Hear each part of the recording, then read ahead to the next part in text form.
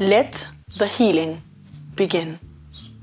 Dumelang, welcome to another great and exciting episode of GMTV. Of course, I'm your host with the most, Gogo Moyo.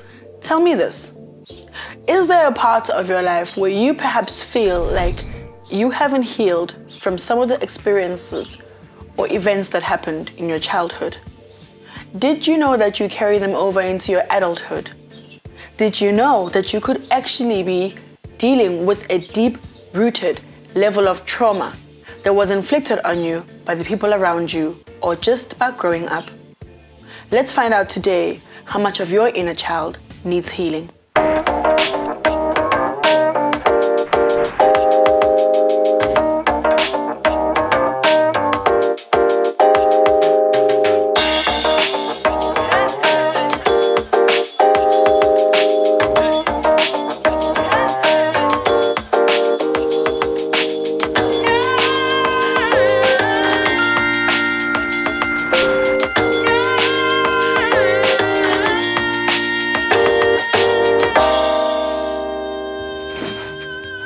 Yo, before we get started, please make sure that you hit the subscription button as well as the notification bell so that you don't miss out on any of these exciting videos.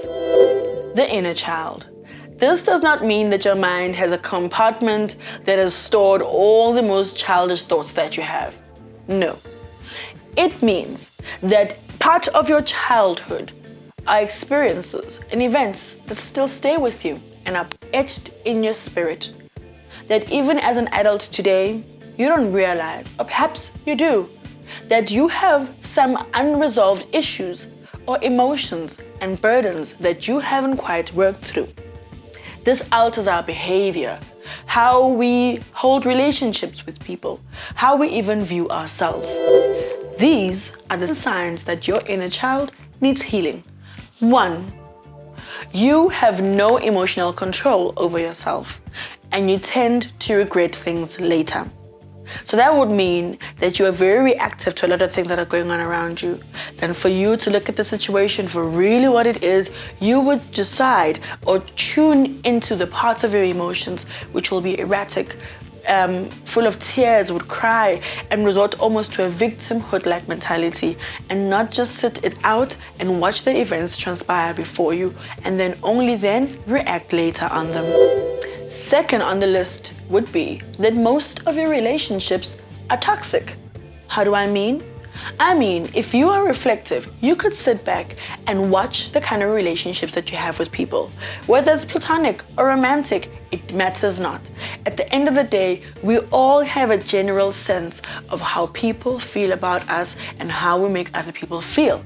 So I'm not saying go be concerned awfully about how people feel about you, but rather in the relationships that you keep, how are you affecting that relationship in a negative light? Do people want to avoid you because you help them go down in energy and vibrate on a lower frequency? Or are you an upper for them? That will help you identify if you are toxic in the relationships that you keep. See, being criticized about anything is not a good place to be in. You generally want to go inwardly, invert, be defensive, and want to show your good side soon after that. But little do you know, the third on our list is that if you are struggling with your inner child and you need healing, that would mean that you are translating a kind of behavior where you don't take criticism very well. So even if there's actual things that you can work on your person, activity, personality, or your work, you are always going to be the one that's going to react in a negative form because dealing with your issues is too much for you. Yep, and then you feel resentment, blame, and regret. You are going to take all the issues away from self and you're starting to really pick at your qualities and blame yourself for situations that don't go right, or quickly be defensive and blame other people. Almost like you really are struggling with the fine line between self-actualization and sitting with the actions of your own being. Look into the things that you do and how you perpetuate the situations around you. You definitely know if your inner child needs work if you're going to feel responsible for other people's emotions. You already struggle with your own. It is not your job to be overly thinking about how other people are going to receive you, how they're going to appreciate whether you're in their life or not, but rather you should be appreciating and looking into the energy that you are sharing with these people, not necessarily if they receive you or not. That's no longer a you thing. Finally, on our list of the 7 signs to know if your inner child needs healing is you struggling with being alone or even being amongst other people, and this would be causing you anxiety. So you can't sit on your own because your thoughts trouble you. But you also can't be amongst other people because you internalize the things that are being said or what's happening around you almost to be your fault. Almost like there's something that you're doing that's not right in that moment that takes you away from being able to have a really good and sociable experience. You start nitpicking at some of the details that's going on around you, literally internalizing all the conversations that are being had. Exercise time. I want you to sit back, comfortably so. Take a deep breath in and out. One more time and out. Final time and out. Keep your eyes closed. I want you to imagine a kid version of yourself with your beautiful smile, your big eyes, and your carefree and fun nature. But now, to put a twist to it, I want you with your mental mind, with your adult mind, I want you to speak to this child as you do on a daily basis.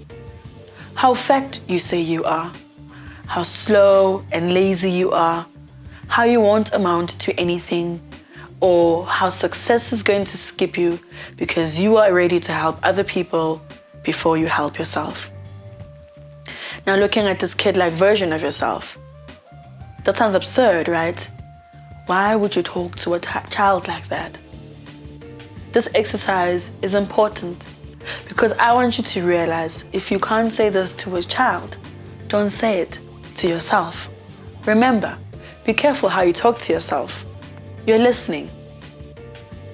Identify that you are adding to the trauma that you're experiencing. And forever there's trauma, spiritual enlightenment or growth cannot exist. So decide, are you going to speak ill of yourself? Look down on yourself? Speak horrible things about who you are and about your light?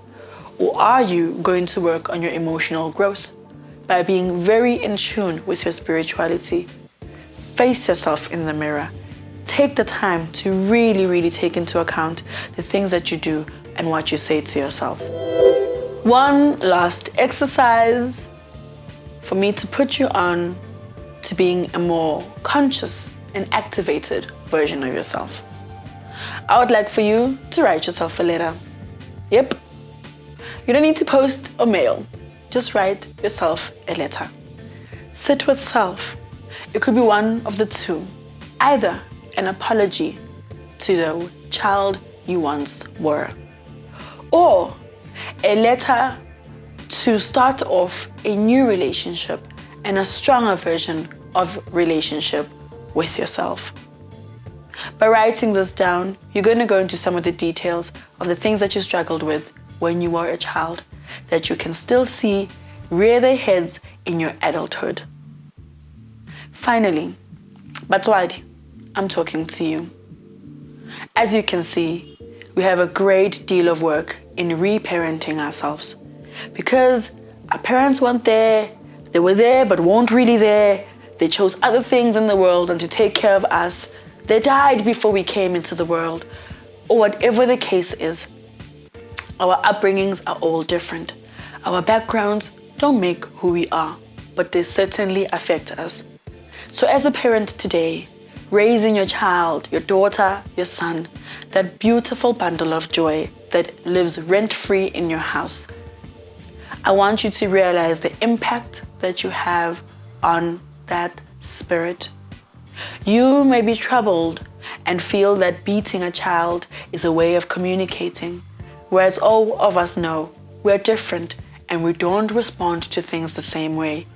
You could be hitting a child who needs a firm talking to, who needs to be taught how to have a different perspective on their actions. You could be abandoning your child to choose your lover over your child, or your career over your child. There's actions and repercussions to your actions that are taking form gradually and on a daily basis on your child or children or even your household. Don't choose to be absent-minded about the effects of your decisions.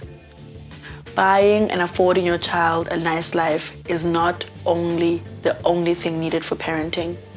Putting them in a good school, it does not mean that you are excused of your responsibilities. You don't send a child off to school to make them another person's problem until they're back into your care again. It's the relationships you have with their teachers, their minders, their transport drivers, to their best friend's mom. When you have relationships with all the people around your child, you are able to have a watchful eye over the condition in which your child is raised and growing under. A lot of that, we want to make it someone else's problem. They will do it. We'll send money. Go to this place for the holidays. You're being dismissive of work that's meant for you. It takes a village to raise a child. Don't let the village be the only people that can influence and stunt your child's growth. And in that, thank you for tuning in to this episode of GMTV. And I hope that you take the time to work on your inner child, because you're going to bleed on the people who choose to be there in your life and choose to love you continuously. You're going to refuse the love. You won't feel like you're worthy to receive it. Allow yourself, but first deal with you and see your blunders or your struggles or the depth of your traumas for truly what they are. Don't cover up your wounds. A Band-Aid won't help this issue. Dig deep. Let the sun sit on that wound for the deep healing to happen. Thokozani.